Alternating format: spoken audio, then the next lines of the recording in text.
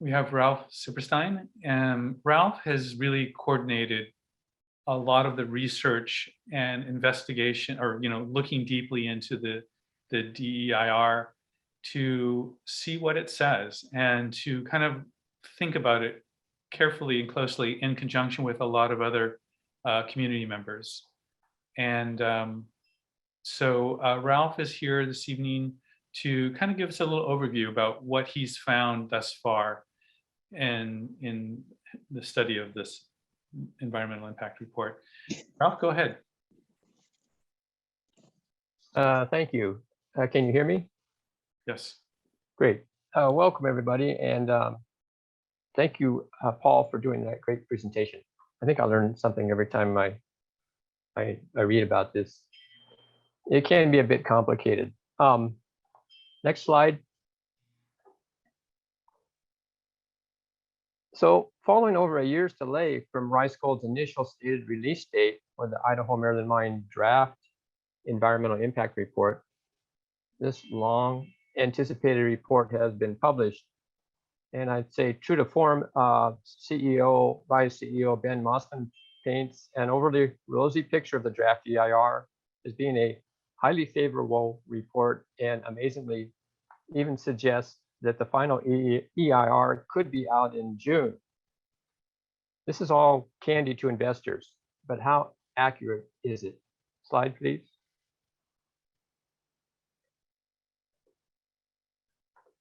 In our view, the extensive preparation time has produced a massive document which paints both a dismal picture from the impacts, and it fails on many fronts to adequately address the project. Next slide.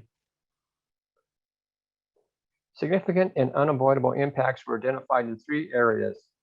We already have identified major flaws in the studies, and a lot of the data is sketchy. Next slide. Perhaps the most noteworthy is the assessment of these impacts that will have a visceral and immediate impact on the community. As stated in section 4.1-2 on aesthetics, the impacts are for, quote, substantial damage to scenic resources and degrade the existing visual character or quality of public views and its surroundings, conflict with applicable zoning. So that's it, we're done. That's reason enough to deny the project. Okay, seriously, next slide. Another significant and unavoidable impact is identified in traffic. The project will cause impacts at Brunswick Road intersections with Highway 174 at Cedar Ridge, at Sutton Way, and at Idaho-Maryland Road and Centennial Drive. Next slide. The third major area of impacts identified these are just significant and unavoidable impacts I'm talking about, the ones that were identified as key. So the third one is it's also listed as unavoidable, and that's due to the project construction. We have a lot of concern about noise and the accuracy of the noise study. Rice Gold wants us to believe that there's just a minor inconvenience. You may recall that the exploratory drilling conducted by Rice was an extreme ordeal for the residents in the area. But the sound study for that drilling operation showed that the noise was acceptable by the sound standards. The issue is that the noise assessment claimed that the constant sounds were less than the legal threshold, but it was driving the neighbors crazy, causing them to lack sleep. We know of one resident who had to abandon her bedroom to avoid the noise. Next slide. Even without considering that this is only a draft subject to agency and public scrutiny, the document as it stands presents a major obstacle to approval by the Board of Supervisors. As mentioned earlier, by law, the project cannot be approved without the board adopting a special statement of overriding considerations, which can allow them to ignore the CEQA findings of significant impacts. But some plausible justification for overriding the EIR has to be provided. And there's much, much more. Next. Our CEA Foundation researchers and contributors have already identified major issues in the report. we feel it includes a number of conclusions that may be wrong. I'll just touch on a few to give you an idea. Next slide. Perhaps the most critical of these is the impact on groundwater due to the proposed dewatering of the mine and how this will impact wells. I'll give you a little more detail on this one to give you an example of the kinds of things we're talking about. Surprisingly, as far as we can determine so far, almost no flow data was collected at the mine drain points, where the water from the entire mine complex drains into Wolf Creek. According to the hydrology reports, only 3 approximations were provided, 2 in 2018 and 1 in 2019.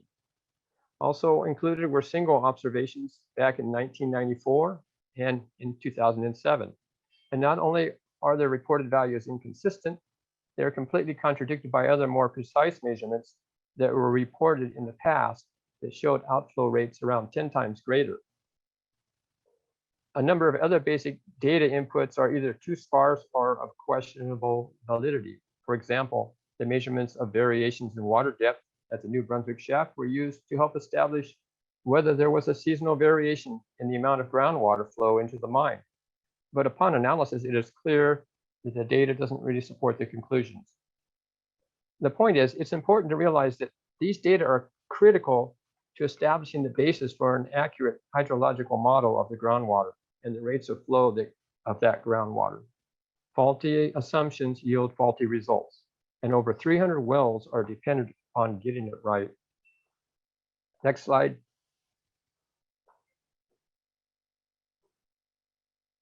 Next slide. Another area, back one, I'm sorry. Somehow we didn't see the error back. There we go. Another area that has a lot of issues is air pollution. We know of at least one aspect of emissions that are not even addressed. More on that later. And greenhouse gas emissions.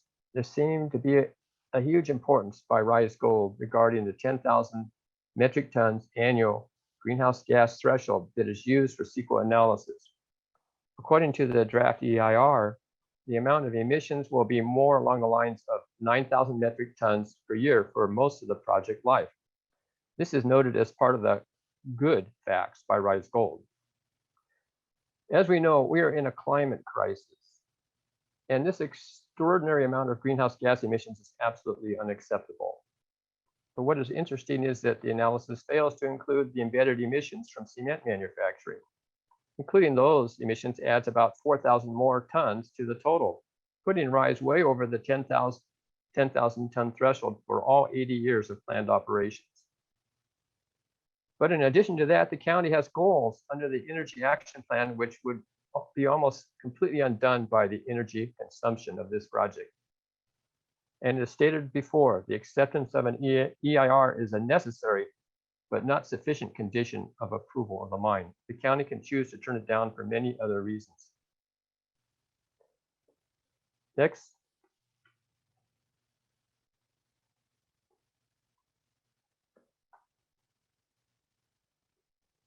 So perhaps the most significant red flag is raised with regard to the Centennial cleanup. For those of you who aren't familiar with that, it is a Department of Toxic Substances Control, or DTSC, project on the old 56-acre mine site on Idaho-Maryland Road. Let's go back to the basics. The EIR is required to evaluate all of the environmental impacts of a project. In order for all the impacts of the mine to be determined, the baseline or a current state of the environment needs to be determined. The cleanup is not even included in the project description. In fact, the actual plans on how the cleanup will be done, known as the Remedial Action Plan, or RAP, are not even finalized. And following that, a work plan would be needed before an accurate assessment of the baseline for the mine could even be conjectured. CEA legal analysis had earlier identified that the cleanup project should not be excluded from the mine EIR because the work is far from being completed, that it constitutes an illegal segmentation of the mine EIR, and a baseline for the mine's impacts on the Centennial site has not been established. Next slide. So So there are numerous other defects in the DEIR, and we keep finding more. We will be extensively commenting on the project. We have a large supporting group of volunteers, a research team. We are collaborating with other groups. We have the contributions from experts, and we are hiring expert consultants to address some areas, key areas of the project. Next slide. And I encourage people who are willing to comment to do so. Read about some aspect of the project. Think about it from different angles. Follow the guidelines and submit your questions or comments. You may be surprised to learn how many times a comment raises an issue that has a huge impact. Tracy will give you more information on that next. So in conclusion, next slide. Remember, this is a draft document. Our effort at this time has been focused on assuring that the final EIR will be accurate and that it accurately informs the county. And although it is early on, from what we can see so far, there are a lot of problems with this draft, and the classification of a number of impacts will likely change. Our prediction, the draft EIR will require more studies and will very likely have to be recirculated in the form of a second DEIR.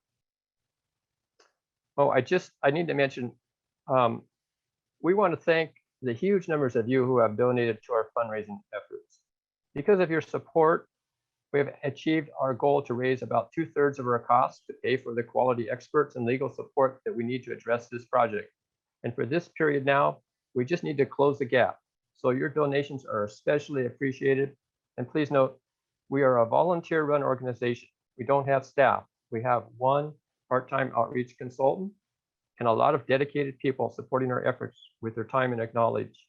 So please consider donating. Thank you all. Thank you very much. That's all.